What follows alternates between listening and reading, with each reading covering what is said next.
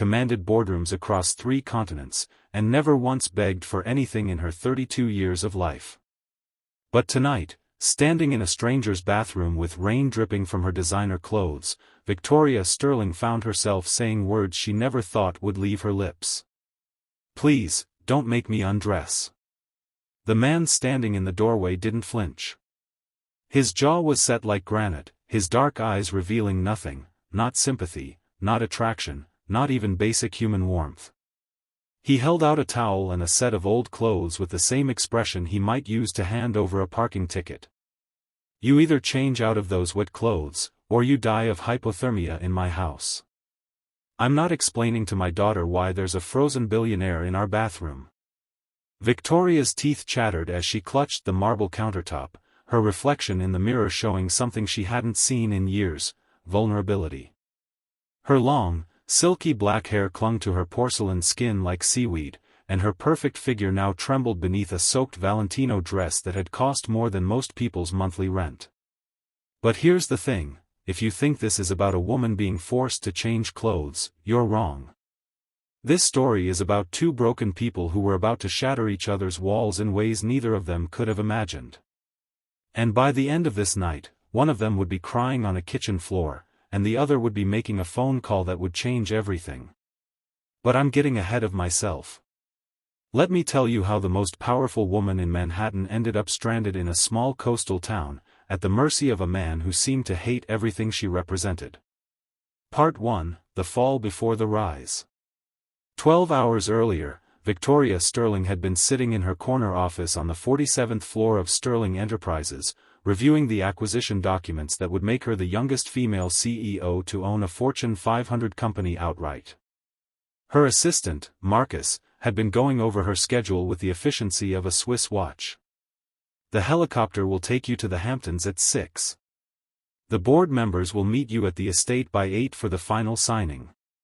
By midnight, you'll officially own everything." Victoria had finished, allowing herself a rare smile. "Everything I've worked for since I was 19 years old." She remembered looking out the window at the Manhattan skyline, thinking about her father, the man who had told her she'd never amount to anything, that she was too soft, too emotional, too much of a dreamer. The man who had left her mother with nothing but a broken heart and a stack of unpaid bills. "Mr. Sterling didn't believe in you," Marcus had said quietly, reading her expression. "But you proved him wrong." "No, Marcus. I proved myself right. There's a difference." The helicopter ride had started smoothly. Victoria had reviewed documents, responded to emails, and allowed herself exactly 7 minutes to imagine what her life would look like after tonight. She would have everything: wealth beyond measure, power that most people couldn't fathom, respect from every corner of the business world. But as her therapist always said, the universe has a funny way of reminding us that we're not in control. The storm came out of nowhere. One moment, the pilot was making a joke about the clear skies; the next, they were being thrown around like a toy in a hurricane. Lightning cracked so close that Victoria could feel it in her bones. The instruments went haywire. The pilot shouted something about emergency landing. And then there was darkness. Victoria woke up on the side of a cliff road, rain pelting her face, the helicopter smoking somewhere behind her. The pilot, thank God, was already on his radio calling for help, but from what she could gather through her pounding headache, rescue wouldn't arrive until morning. The storm was too severe. "Ma'am, there's a town about 2 miles down this road," the pilot said, his own face bleeding from a cut on his forehead. "I'll wait with the chopper. You need to find shelter. I'm not leaving you here. With all due respect, Ms. Sterling, you're not dressed for this. You'll die out here. I've survived worse. Go. I'll radio our position to the Coast Guard." Pride told her to stay. Logic told her to go. For once, logic won. 2 miles in heels proved impossible, so Victoria kicked off her $3,000 shoes and walked barefoot through mud, gravel, and God knows what else. Her feet bled. Her dress tore. Her hair became a tangled mess that no amount of salon treatments would ever fully repair. But she kept walking. Because Victoria Sterling had learned at a very young age that when the world tried to break you, you had two choices: lie down and die, or keep moving forward. She always chose forward. The town appeared through the rain like a ghost, small, quaint, the kind of place that probably had more fishing boats than restaurants. Most of the buildings were dark, their residents already asleep, protected from the storm by walls that had likely weathered 100 years of hurricanes. Only one house had lights on. Victoria stumbled up the porch steps and knocked on the door with the last of her strength. For a long moment, nothing happened. She was about to knock again when the door flew open, and she found herself staring at a pair of dark eyes that seemed to look right through her. "What the?" "Please," Victoria heard herself say, and she hated how weak her voice sounded. "I need help."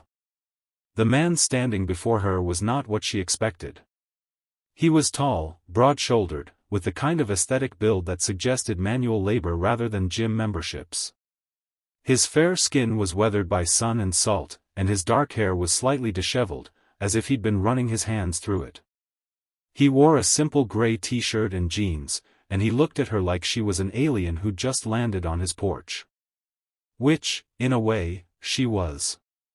"You're soaking wet," he said flatly. "Brilliant observation. Perhaps you moonlight as a meteorologist." Even cold, bleeding, and half-dead, Victoria couldn't help herself. Sarcasm was her native language. The man's expression didn't change, but something flickered in his eyes, surprise, maybe, or perhaps the faintest hint of amusement that he quickly suppressed. "Get inside before you freeze to death. I don't need that kind of paperwork." He stepped aside, and Victoria stumbled into the warmth of his home, leaving a trail of water on the hardwood floors. The house was modest but clean, filled with the kind of lived-in charm that suggested it had been loved for generations. Family photos lined the walls, and Victoria noticed that many of them featured a little girl with bright eyes and a missing tooth smile. "Bathrooms down the hall," the man said, already moving toward a closet. "You need to get out of those clothes." "Excuse me?" He turned back, holding a towel and what appeared to be an old flannel shirt and sweatpants. "You're hypothermic. Or close to it. Your lips are blue, and you're shaking so hard I can hear your teeth chattering from here. So either you change into something dry, or I call an ambulance and they deal with you. Your choice." Victoria wanted to argue. She wanted to demand to use his phone, call her assistant, arrange for a car to pick her up immediately. She wanted to be Victoria Sterling, CEO and master of her own destiny. But her body had other plans. She took the clothes and walked toward the bathroom, her legs shaking with every step. When she looked at herself in the mirror, she didn't recognize the woman staring back. Gone was the polished, powerful executive. In her place was someone small, vulnerable, and utterly terrified. That's when she heard it. The creak of the bathroom door. She spun around, clutching the dry clothes to her chest, and found the man standing in the doorway. His expression was still unreadable, but there was something in his stance, something protective, almost, that made her breath catch. "Please," she whispered, and she hated the way her voice broke. "Don't make me undress. If you're wondering what happens next, make sure you're subscribed so you don't miss a single moment of this story. And if you're already feeling something for these characters, drop a comment below. I want to know what you think is going to happen, ***. Part 2, The Cold Single Dad's Secret. For a long moment, neither of them moved. Then the man, Victoria realized she didn't even know his name, let out a sigh that seemed to carry the weight of years. "I'm not going to hurt you," he said, his voice softer than before. "I have a daughter. She's 7. She's asleep in the room at the end of the hall. I don't bring women home. I don't trust strangers. And right now, I'm trying very hard not to make you feel more uncomfortable than you already are." He set the towel and clothes on the bathroom counter and stepped back into the hallway. I'll heat up some soup. Take your time. Lock the door if it makes you feel safer. And then he was gone. Victoria stood there for a long moment, processing what had just happened. In her world, men didn't step back. They pushed forward, demanded, took. She had learned that lesson 1,000 times, in boardrooms, at dinner parties, in the few relationships she'd allowed herself to have. But this man had given her space. She didn't know what to do with that. 20 minutes later, Victoria emerged from the bathroom wearing clothes that were at least 3 sizes too big. The flannel shirt smelled like ocean salt and something woody, and the sweatpants required her to roll the waistband 3 times just to keep them up. Her hair was wrapped in the towel like a turban, and her bare feet left damp prints on the hardwood floor. She found the man in the kitchen, stirring a pot on the stove. "Chicken noodle," he said without turning around. "It's all I have. My daughter's picky. I'm sure it's fine." She sat at the small kitchen table, watching him work. His movements were efficient, practiced, the motions of someone who had done this 1,000 times. Single father, she guessed. No wedding ring. The photos on the walls showed only him and the little girl, no woman, no extended family. "I'm Victoria," she said finally. "I know." She blinked. "You know?" He turned then, a faint smirk playing at the corner of his lips. It was the first expression other than stoic indifference she'd seen from him, and it transformed his face in a way that made her stomach do an unexpected flip. "Your face is on the cover of Forbes this month. You're the woman buying out Harrington Industries. You read Forbes?" "I read everything." He set a bowl of soup in front of her. "I'm also incredibly good at recognizing patterns. Helicopter crash reported on the coast, followed by a barefoot woman in designer clothes showing up on my doorstep. Didn't take a genius." Victoria couldn't help herself. "And are you?" "A genius, I mean." The smirk returned. "I have my moments. Name's Daniel, by the way. Daniel Reeves." "Nice to meet you, Daniel Reeves. Wish I could say the same, but I generally prefer meeting people who don't bleed on my porch." She looked down at her soup, hiding her unexpected smile. "Fair point." They sat in silence for a few moments, the only sound the rain hammering against the windows and the occasional creak of the old house settling. Victoria's shaking had stopped, and warmth was slowly seeping back into her bones. The soup was simple but good, and she found herself eating with an appetite she hadn't felt in weeks. "So," Daniel said, leaning against the counter with his arms crossed, "what's a billionaire CEO doing flying in a storm?" "I wasn't supposed to be flying in a storm. The weather turned." "And you couldn't wait?" Victoria set down her spoon. "I had somewhere to be. Something important. More important than your life?" The question hit harder than she expected. She thought about the acquisition, about the signing that was supposed to happen tonight, about everything she had sacrificed to get to this moment. And then she thought about the storm, the crash, the way she'd almost died on a cliff road because she couldn't wait one more day. "I don't know anymore," she admitted. Daniel's expression softened slightly. "That's probably the most honest thing you've said since you got here. You don't know me well enough to judge that. I know your type. All business, no balance. Chasing something you can't even name, thinking that the next deal or the next zero in your bank account will finally make you feel whole." Victoria's eyes flashed. "That's presumptuous. Is it wrong?" She opened her mouth to argue, but the words died in her throat. "Because he wasn't wrong. He wasn't wrong at all." "Who hurt you?" Daniel asked quietly. The question should have felt invasive, but somehow it didn't.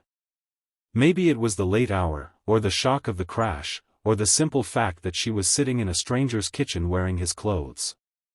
Whatever the reason, Victoria found herself answering honestly. "My father. He left when I was 12. Said my mother was a dreamer and I was just like her. Said we'd both end up with nothing. And so you decided to prove him wrong by becoming something. Something? I became everything. Daniel nodded slowly. And how's that working out for you? Victoria laughed, but there was no humor in it. I just crashed a helicopter and walked 2 miles in the rain to find shelter in a stranger's house. So I'd say it's going great. For the first time, Daniel smiled. It was small, almost reluctant, but it was real. And Victoria realized that he wasn't just handsome, he was beautiful in a way that had nothing to do with his features and everything to do with the depth behind his eyes. Why are you here? She asked. In this town, I mean. Someone who reads Forbes and analyzes patterns doesn't seem like the small-town fishing village type. The smile faded.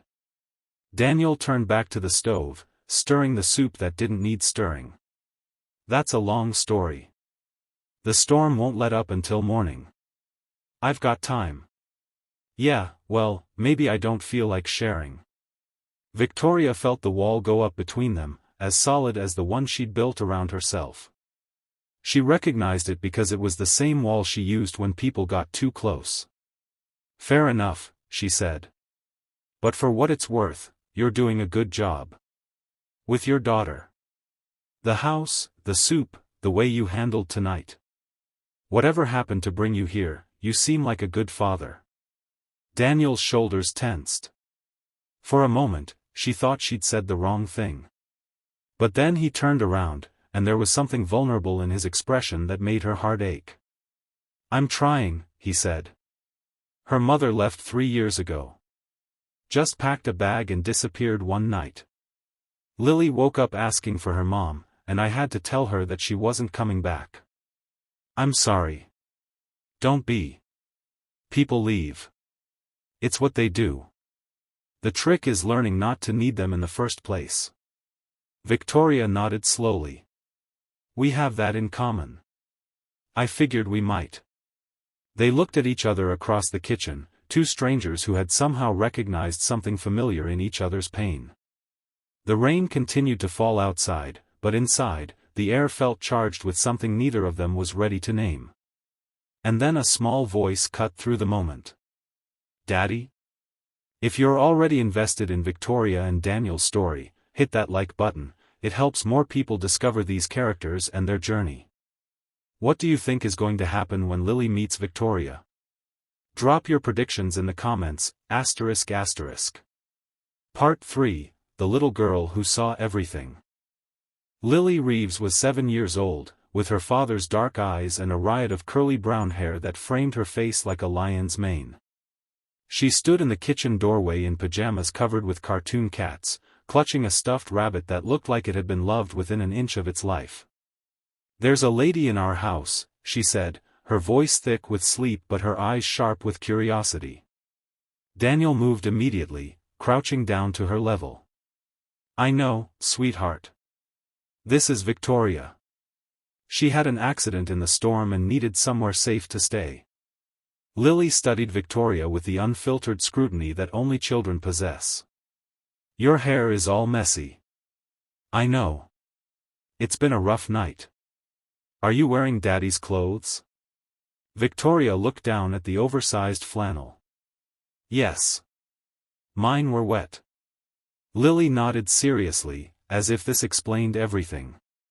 Then she walked straight up to Victoria and held out her stuffed rabbit. This is Mr. Whiskers. He helps when you're scared. Victoria felt something crack open inside her chest, something she'd kept carefully sealed for years. She reached out and gently touched the rabbit's worn ear. He looks very brave.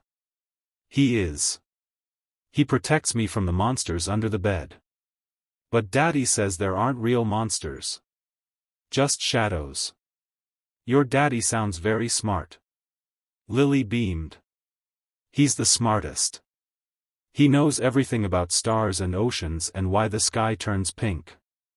Daniel scooped his daughter up, pressing a kiss to her temple. That's enough interrogation for one night, Detective Reeves. Back to bed. But I want to talk to the lady. The lady needs to rest. So do you. Come on. He carried Lily toward the hallway, but the little girl twisted around to look at Victoria one more time. Will you be here tomorrow? Victoria hesitated. She should say no. She should insist that help was coming in the morning, that she'd be gone before breakfast, that this was all just a strange detour in her otherwise perfectly planned life. But looking at Lily's hopeful face, she found herself saying, maybe. If the storm lets me stay.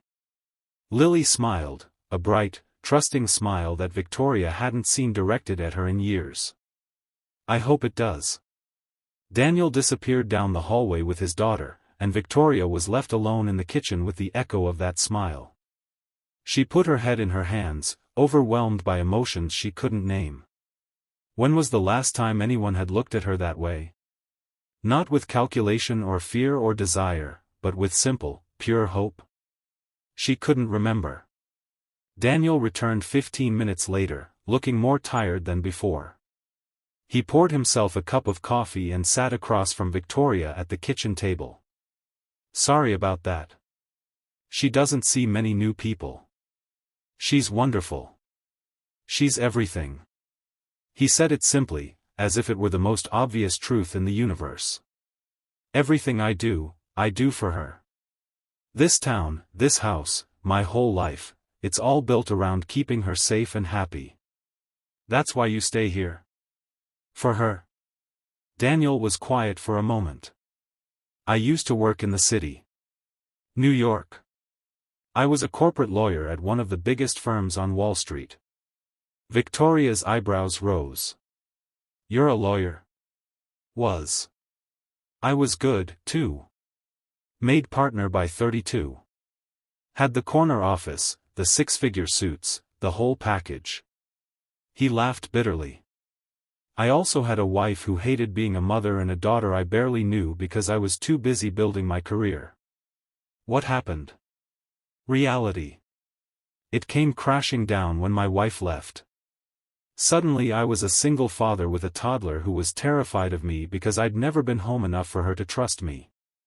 I tried to juggle everything for a while, daycare, nannies, the brutal hours. But I was losing her, Victoria. I was losing my daughter right in.